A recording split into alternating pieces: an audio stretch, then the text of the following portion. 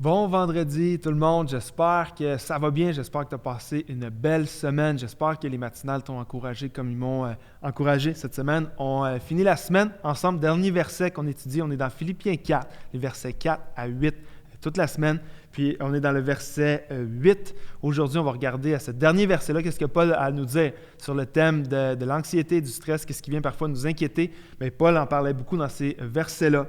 Puis si dans les premiers versets, Paul nous parlait de principes qui nous aident à gérer l'anxiété qu'on peut expérimenter. C'est comme si le dernier verset est un peu différent, il y a une approche différente. C'est comme si Paul prend un pas de recul et nous dit comment en fait ne pas avoir à expérimenter l'anxiété. Si les premiers versets, c'était comment gérer l'anxiété qu'on expérimente, le verset 8, c'est plus comme si Paul nous donne des conseils et des principes pour ne pas vivre en premier lieu cette anxiété-là. Alors je t'invite à tourner avec moi dans Philippiens 4, le verset 8.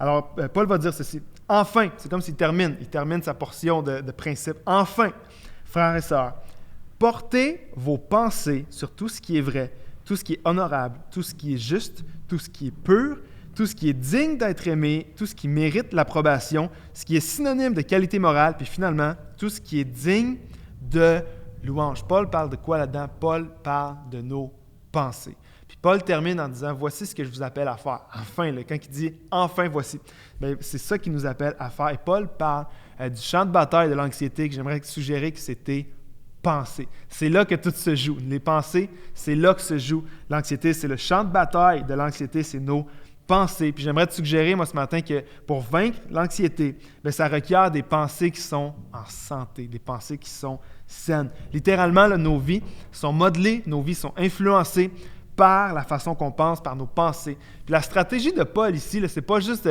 une stratégie de pensée positive. Pense positivement puis tu ne vas pas vivre d'anxiété. Ce n'est pas ça la stratégie de Paul. La stratégie de Paul, c'est d'alimenter nos pensées avec la vérité de la parole de Dieu. Ce que Paul nous dit en terminant son bloc de principes, pour plus qu'on ait à vivre l'anxiété, il nous dit « Saturez vos pensées de tout ce qui honore Dieu, de tout ce qui est de la vérité de la parole de Dieu. » Et là, c'est le plus gros combat contre l'anxiété. C'est là que tout se joue. Lorsque plusieurs, que ce soit des psychologues ou des experts, vont nous dire c'est quoi l'anxiété, où ça se joue, tout ça. Bien, l'anxiété, là, une de ses marques, bien, c'est justement ça. C'est des pensées qui vont dans tous les sens. C'est des scénarios qui ne sont pas arrivés, mais qu'on se fait des scénarios des fois qui sont tellement atroces. On s'imagine des choses qui ne vont jamais arriver. Mais où ça se joue tout ça? C'est dans les pensées. C'est des pensées qui partent dans tous les sens, qui ne s'arrêtent pas. C'est plein de scénarios. Puis Paul s'adresse à ça. Il dit, comment est-ce que vous pouvez prévenir l'anxiété? Bien, c'est en saturant vos pensées de tout ce qui est vrai, de tout ce qui est de la parole de Dieu, tout ce qui est de la vérité de la parole de Dieu. Et Paul, ce qu'il est en train de dire, en fait, c'est qu'il est en train de dire que si tes pensées et si mes pensées sont saturées de la vérité de la parole de Dieu, il n'y aura plus de place pour le reste. Il ne restera plus de place pour le mensonge parce que tes pensées sont constamment alimentées par la vérité de la parole de Dieu. Alors qu'on termine cette semaine ensemble, moi, je veux t'encourager à saturer tes pensées. Puis tu peux le faire de plein de façons. Tu peux le faire, évidemment, en lisant ta Bible, en prenant peut-être ta Bible là, qui est sur ta table de chevet, puis en soufflant un peu la poussière qui est dessus. Ouvre ta Bible, sature tes pensées de ce que Dieu a à dire dans sa parole. Écoute de la louange, écoute des messages, écoute des podcasts, aie des conversations avec des gens qui sont des hommes et des femmes de Dieu qui vont t'aider à alimenter tes pensées de tout ce que Dieu dit de toi, de tout ce que Dieu dit dans sa parole. Parce que la réalité, c'est qu'on est bombardé comme jamais dans l'histoire de l'humanité là, de toutes sortes d'informations, que ce soit des médias, des réseaux sociaux, de tout ce qu'on voit partout. On est constamment bombardé de toutes sortes de choses qui ont des effets négatifs pour nous, qui ont des effets toxiques pour notre santé mentale. Puis vient un moment là, où en tant que croyant, chaque personne, on doit prendre une décision de dire « Je vais fermer la télé, je vais fermer mon cell, je vais fermer ma tablette, je vais fermer Facebook, je vais fermer Instagram, je vais fermer TikTok, je vais fermer mes réseaux sociaux, puis je vais me plonger dans la parole de Dieu. Je vais me plonger dans ce que Dieu, lui, a à dire. Toute la culture, maintenant, a accès à moi quotidiennement, de plein de façons, les médias, les réseaux sociaux et vice-versa. Tout a accès à moi tout le temps, mais vient un temps où je veux faire ce que Paul dit, là. Je veux que mes pensées soient alimentées parce que Dieu, lui, a à me dire. Puis ça, bien, il y a une décision à prendre pour chacun de nous.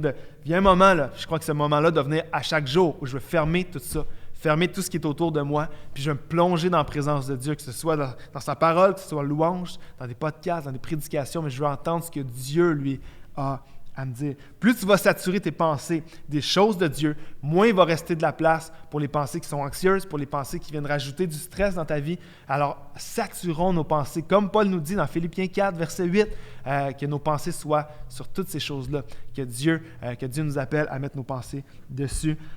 Vive l'anxiété, je veux dire ça en terminant cette semaine, ça ne veut pas dire que tu es faible. Chacun de nous, on vit de l'anxiété. Chacun de nous, on va vivre à différents niveaux dans différentes saisons de l'anxiété. Puis ceux qui disent qu'ils n'en vivent pas du tout, ben c'est pas vrai. Chacun de nous, on vit à différents niveaux, le stress. Puis si tu vis de l'anxiété, moi je veux dire une chose, ça ne fait pas de toi quelqu'un qui est faible, ça ne fait pas de toi quelqu'un qui n'est pas fort ou qui a pas assez de foi dans ta vie. Chacun de nous, on vit de l'anxiété. Si tu vis de l'anxiété, ça veut dire une chose, c'est que tu es un être humain.